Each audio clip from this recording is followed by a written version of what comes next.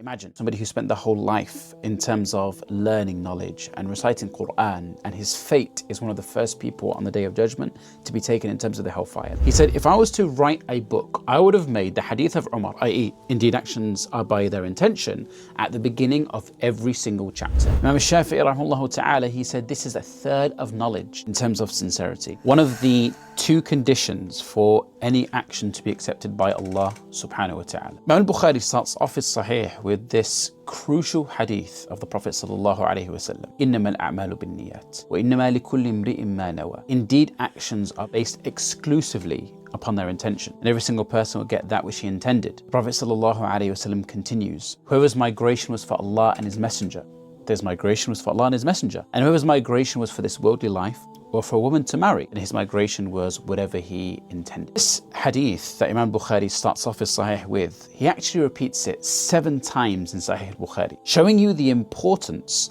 of this concept of sincerity. Allah subhanahu wa ta'ala actually alludes to this in the Quran as well, when Allah subhanahu wa ta'ala says, وَمَا أُمِرُوا إِلَّا لِيَعْبُدُوا اللَّهَ مُخْلِصِينَ لَهُ الدِّينَ. That they weren't commanded except to worship Allah subhanahu wa ta'ala sincerely. The concept of sincerity is something that the scholars of the past would regularly emphasize. Abdullah ibn Mubarak, one of the senior scholars amongst the Salaf, he would say that perhaps a small action is magnified due to its intention, and perhaps a huge action is minimized due to its intention. And Abdurrahman ibn Mahdi, who's one of the major muhaddithin, he says, لو صنفت كتابا لجعلت حديث عمر في كل باب. He said, if I was to write a book, I would have made the Hadith of Umar, i.e. indeed actions are by their intention, at the beginning of every single chapter, as a reminder, as a constant reminder in terms of this importance of sincerity. Imam Shafi'i rahimahullah ta'ala, he said this is a third of knowledge in terms of sincerity.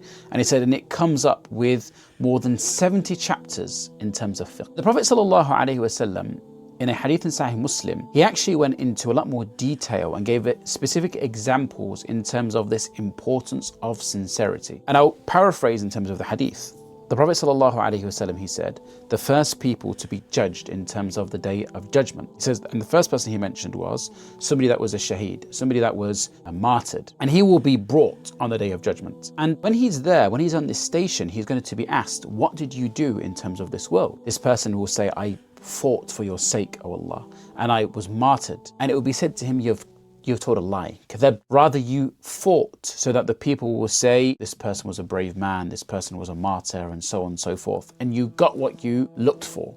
You got for that recognition that you were seeking. And he will be called, and he will be taken. And the notions mentioned that he will be taken on his face until he enters into Jahannam. The hadith continues, and the second person who is going to be judged is somebody who is brought forward, and it will be asked, what did you do in terms of this life? And somebody who learnt knowledge and taught knowledge. Imagine he spent his whole time and reciting the Quran. And it'll be, what did you do? And he said, I learnt this knowledge for your sake, O Allah, and I recited the Quran for your sake. And it'll be said, you told a lie. Rather, you learnt knowledge, so people will say you're an alim.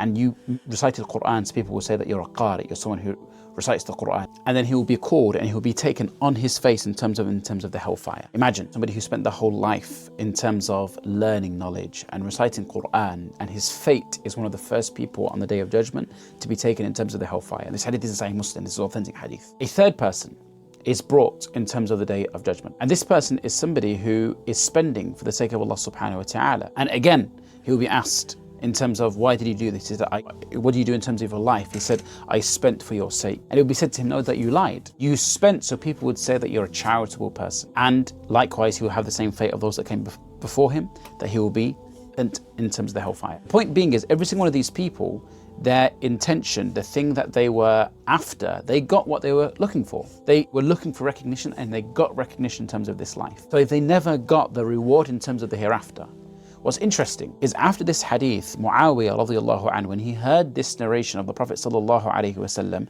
he started to cry. And he said, Allah and His Messenger have spoke the truth. And he read the verse, Man kana yuridul hayat ad-dunya. Whoever wants this worldly life. And by the way, arada in the Quran regularly comes in terms of the meaning of seeking sincerity, in terms of minkum man yuridu dunya wa minkum man yuridu al-akhirah. Some of you want this worldly life and some of you want the hereafter. The point being is, if your goal in terms of different acts that you do is in terms of this world, you cannot expect a reward in terms of Allah subhanahu wa ta'ala, in terms of the hereafter. And it's scary. It's scary and it's difficult. And that's why Sufyan al-Thawri, who is again one of the heavyweight muhaddithin of the past, he said, "Ma alajtu shay'an ashaddu alayya min niyyati." I didn't battle with something more difficult than my sincerity, because it's not easy. It's not easy to constantly remind yourself of Allah subhanahu wa ta'ala and constantly always have the reason why you're doing things for the sake of Allah subhanahu wa ta'ala. And that's the reason why Bukhari has this at the beginning of the book, i.e., by the way, before you start off in this effort of reading the Sunnah, be sincere. And why he repeats it throughout his book 7 different times with 7 different chains with slightly different wordings to constantly remind you, be sincere, be sincere, be sincere, because sometimes you can forget, sometimes you can go in terms of on a different path. Somebody might ask the question in terms of, how do I know I'm sincere? The way how you're sincere is if it's something that you're constantly struggling with. If Sufyan al-Thawri would say, I haven't dealt with something more difficult than my sincerity, then you should be worried about your sincerity if you're not thinking about it. If you're constantly worried about it, that means you're in a good place. That means you're in a good place. The next thing in terms of trying to strive for sincerity is not necessarily publicizing every single deed that you do. Rather, some deeds, you should try your best to try and preserve them and not necessarily let people know about them. Sometimes there might be a benefit in terms of publicizing certain things, but try as best as possible that some deeds that you keep to yourself, or that you hide them as much as possible. That doesn't mean, by the way, that if somebody praises you,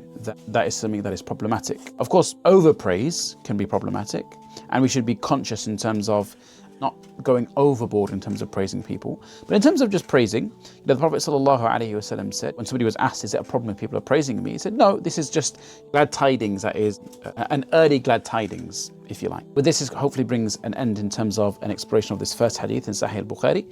Inshallah, join me next time where we can explore the second hadith.